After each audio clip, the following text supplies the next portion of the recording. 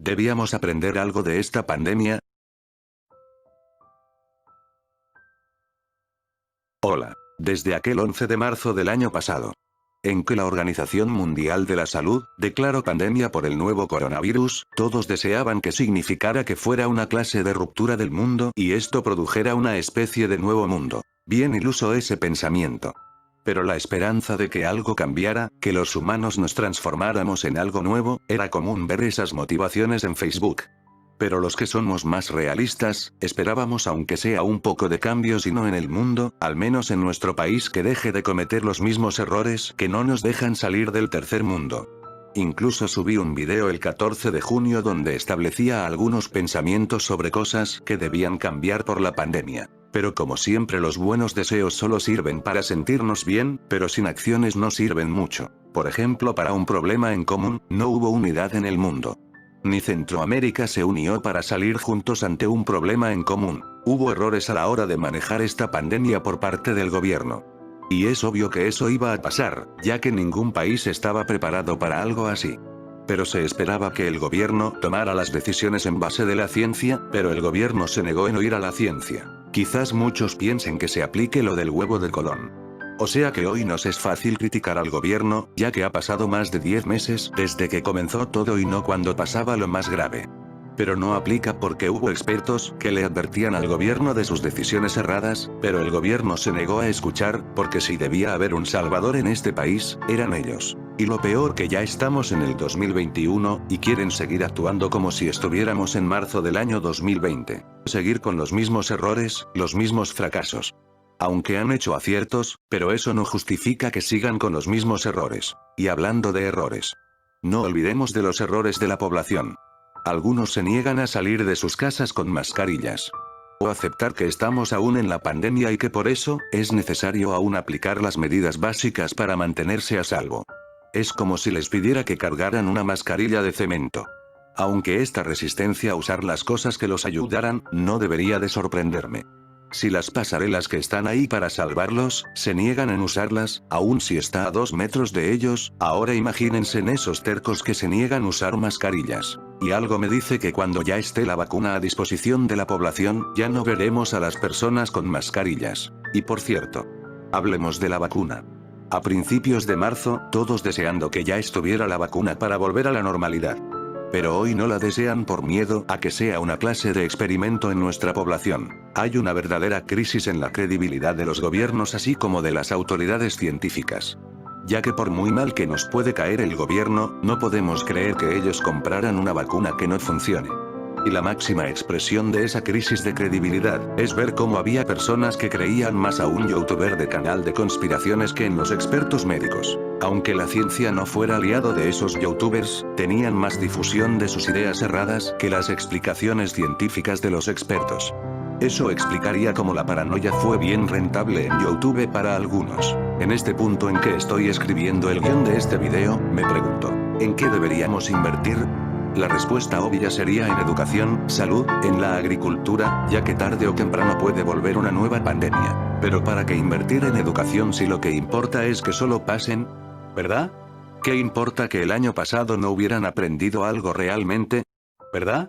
Este es el momento en que las autoridades del sistema educativo deberían reflexionar si la modalidad de clases en línea fue un éxito o simplemente lo que importa es pasar a los estudiantes. Por cierto, se debería hablar de invertir en el sistema de salud, pero primero se debe de comenzar con la pregunta: ¿cómo se va a invertir en estos años siguientes, no solo por si acaso se viene una pandemia, sino para cualquier enfermedad?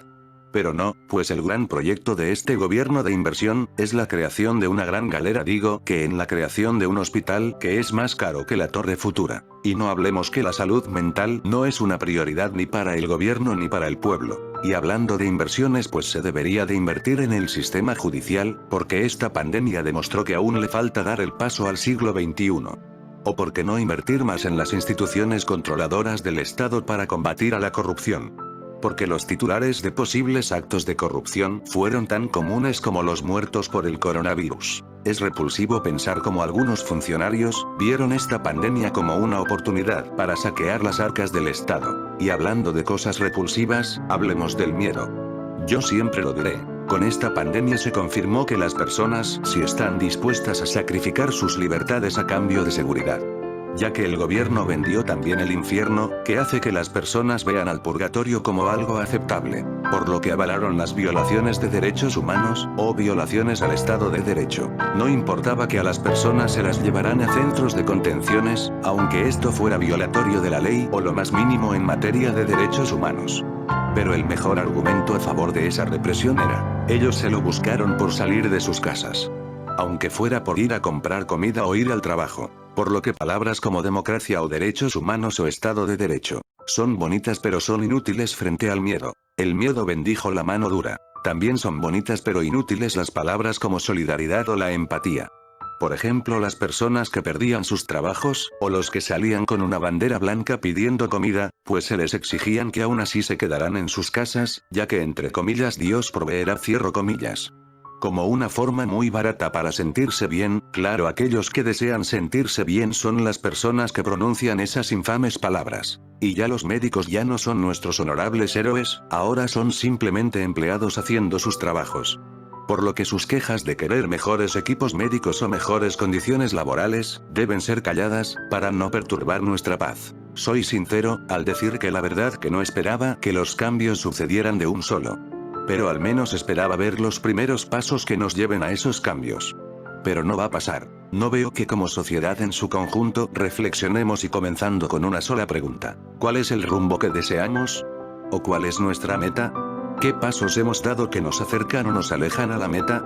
Pero quizás esas preguntas nos hagamos cuando vuelva otra pandemia. Para ir terminando, el año pasado les dio material a los pastores para decir que todo lo sucedido fue una orden divina o castigo divino o simplemente la diversión de Dios. Pero no nos dieron material suficiente para cambiar como sociedad, ni voy a seguir insistiendo en las autoevaluaciones, porque nadie las hará. Ni nadie pensará que dentro de 2 o 5 décadas volverá una nueva pandemia.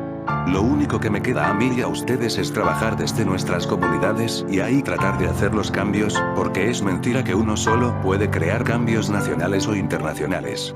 Por lo que uno solo debe hacer lo posible para cambiar su entorno a uno mejor. Pero me queda la sensación que si por una pandemia no nos unimos, nada lo hará. No quiero imaginarme qué va a pasar cuando nos invadan los alienígenas o extraterrestres. Bueno, esperemos que para la próxima pandemia, ya estemos preparados o al menos no estemos tan perdidos a la hora de actuar. Bueno, esto sería todo. Esta es una pequeña reflexión sobre la pandemia. ¿Y tú qué opinas? Comenta, dale like, comparte este video, suscríbete a mi canal como a mis redes sociales. Hasta la próxima.